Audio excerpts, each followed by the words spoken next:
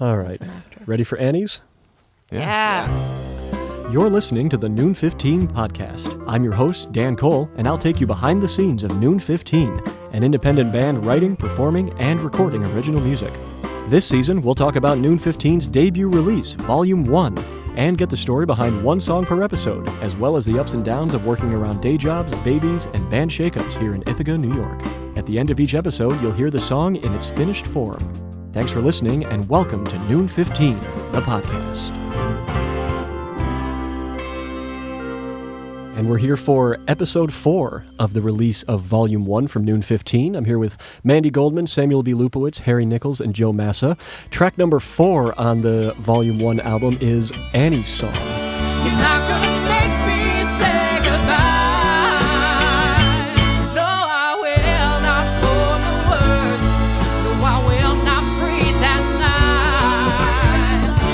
You're not gonna get me to walk away. This one, another Harry Nichols original, and I guess my first question is, with something like this, was it like slow jam from the start? Slow jam from the start? Yeah. I knew the feel pretty specifically that I wanted it to have right from the outset, and I tried to kind of convey that in the original demo that I made for it, which was just kind of me and piano.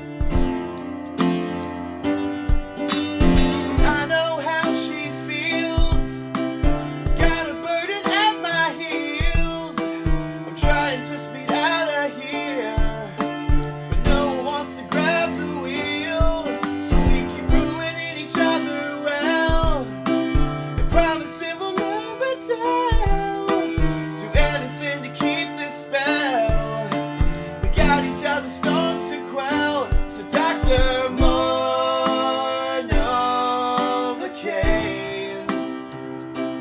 just to block out the day. It's gotta be better this way. You're not gonna make me Pretty well seated in this sort of like Hey Judy kind of, not Hey Judy, but Hey Judy. You know what I'm talking about. Judy. How's it going, Judy? Judy. But yeah, so I had a pretty specific idea for it up front. Okay. And what's the background of this song for you? I think I wrote it in like March, and I had not gotten to write a song in like weeks and weeks and weeks. My kid is going to come up a lot in this podcast. I'm really sorry, guys. She's very Sorry. cute. Yeah. She's so I had a baby in February, and she obviously is amazing, but it required me to do some readjusting of how I write songs and when I write songs. And so I just knew I had an idea for the feel and the groove of the song.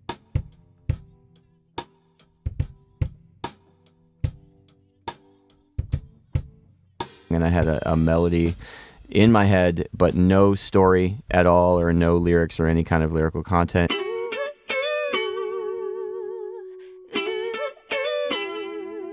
And so I just kind of sat down at the piano one afternoon. I think she was out of the house with my wife, and just went to town and jammed on the piano for about 45 minutes to an hour and fleshed out a bunch of pieces to a song. And, I had most of it right there already. So at that point, so I just had to sit on that for a while, and I had to wait, another 2 weeks or so, and then come back to the piano and touch on it again and revise it and vamp it again. Yeah. So it was much more spontaneously created than I'm used to making songs. And weeks without writing a song. I mean, I've got you pegged at 3 or 4 a week. Is that about right? It's weird.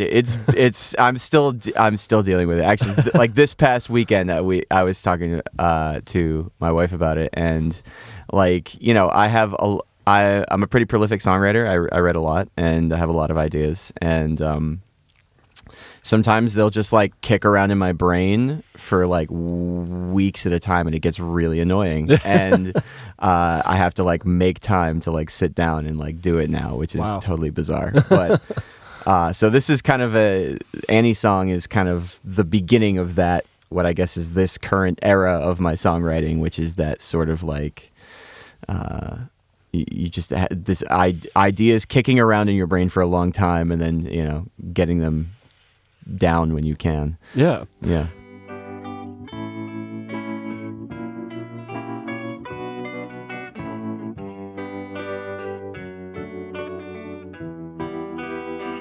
And so years of the Harry Nichols band, obviously you were the main singer in that band always, but now with, and this could apply really to the situation with the Whiskey Crisis also, is there any kind of different approach for you when you know that you're not going to be the one singing it? Or is it really just like it writes itself and then you figure out where to go and who to sing it from there? The only thing I really try to do differently if I think I'm not going to be the one singing it is just pay attention to like vocal range and where I'm writing the song and stuff like that. But for the most part, Mandy and Sam are both amazing singers that can just interpret whatever melody I give to them. And you know what I mean? So I'm lucky to not have to worry myself too much about that. I can just write a melody that I like and it'll usually come out amazing. From my golden photographs, sitting in the window pane, and I know. Side note, who can hit a higher note, you or Mandy? Mandy. 100%. Benefit of my You can hear it in chromosomes. Annie's song. Okay, You can hear that note in Annie's song in the final choruses. Where I came into a session to hang out while Harry recorded backing vocals, because that is an amazing show. Harry recorded backing vocals. Darling, if you walk away, who am I to say goodbye?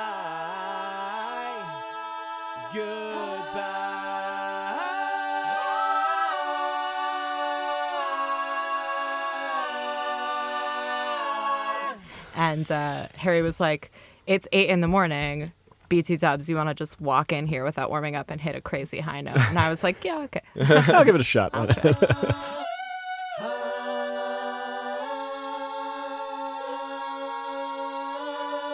And is this your first time like really playing bass in a project?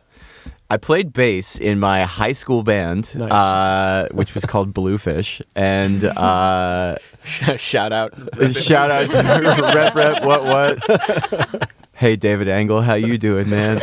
I know he plays great bass because I've learned a bunch of his bass parts from various things. Yeah. Just as crazy as a time I can be. When illumination caused my heart to say, yeah, I've seen this film, I know this city. Yes. So I played bass once before, but it was not the same. I was very much playing as a rhythm guitarist, just with a bass in my hands, and now I'm trying to do it. Now you're playing like a lead guitarist. An with a bass in your actual. hands. Well, now I'm trying to do big boy bass lines. You know what I mean? So it takes me a little bit. Right. Nice.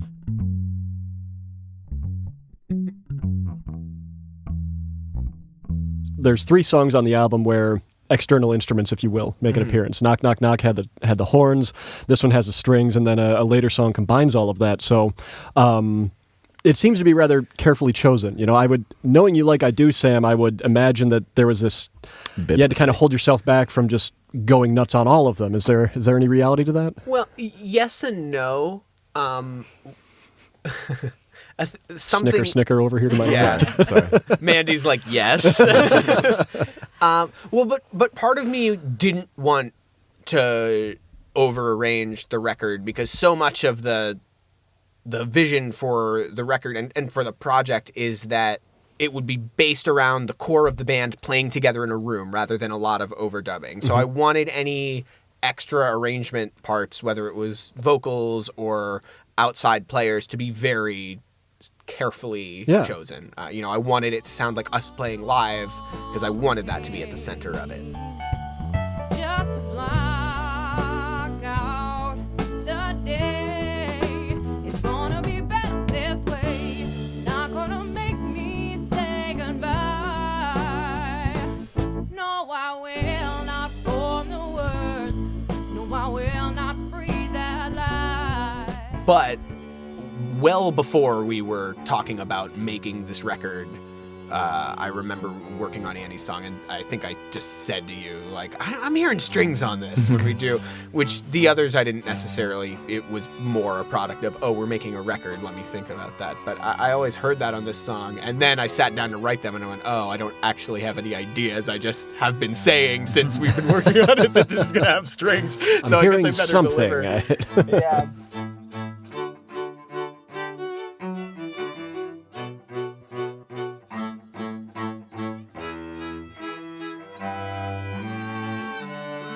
I got used to writing for horns in the Ego Band.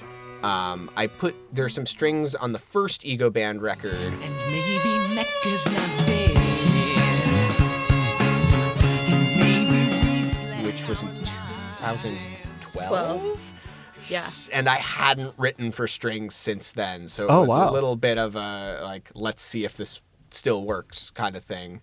I think it does. Yeah, I was. Yeah. I was. I think Yeah, it it's works. amazing. I'm so excited to have strings on an album that I'm on and that I like on a song that I wrote. I've just never had it before, and I've like toyed with the idea of doing it, but never actually executed. So I'm happy that it's there. And now that I know it's a possibility, it's on. Sorry, there's a lot of demos coming down the pike, and there's going to be a lot of strings. I'm down with that.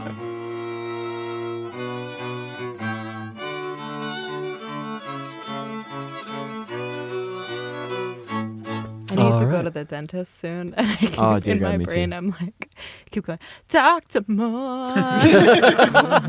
Again. That's great. And I think we're ready to hear Annie's song. Track number 4 from Volume 1. This is Noon 15. Annie comes back around. And I guess I'm to the side. And he turns back around, unaccustomed to the sound. The band is playing so damn loud. She's trying hard to figure out how she could feel so worn, even though she feels no thorn.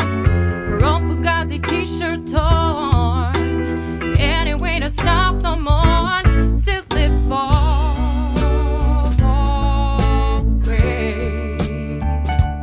When I ask her, she'll say she's having another bad day. Not gonna make me say goodbye. No, I will not for the words. No, I will not breathe that lie. You're not gonna get me to walk away from my golden photographs sitting in the window pane. And I know that you won't let me fall apart. Would you love?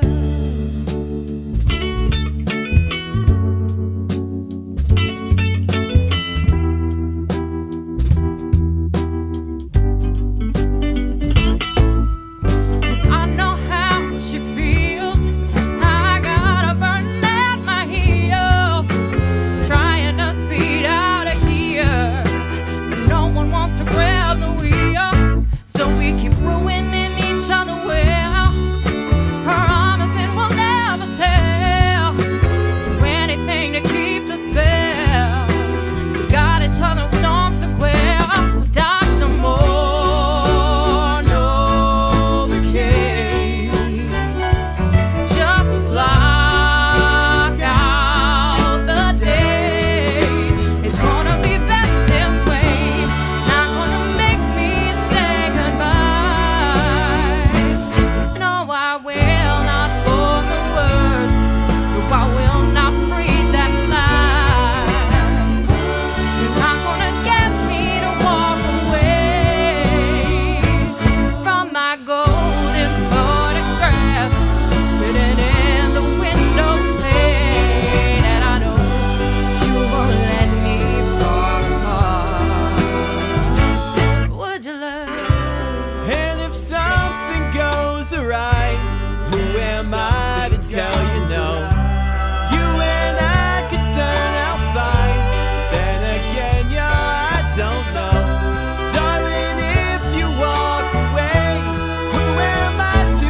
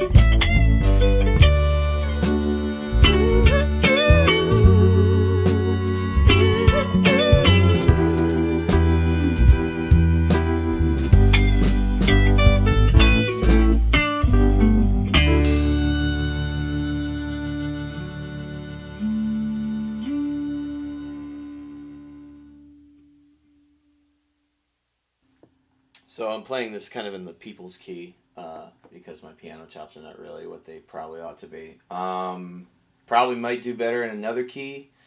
Who knows? So I think what I'm going to do pretty much at this point is just read out a chapter of Joseph Campbell's The Hero's Journey. This is... see here. This is an interview between Joseph Campbell and a contemporary of his.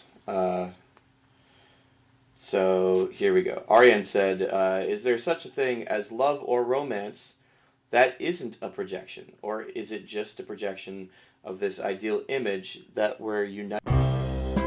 Thanks for listening to the Noon 15 podcast. Visit noon15.com to subscribe and for more music, videos, and info on upcoming shows. If you like what you hear, tell your friends and leave us a review on iTunes. Tune in next time for another trip behind the scenes with Noon 15.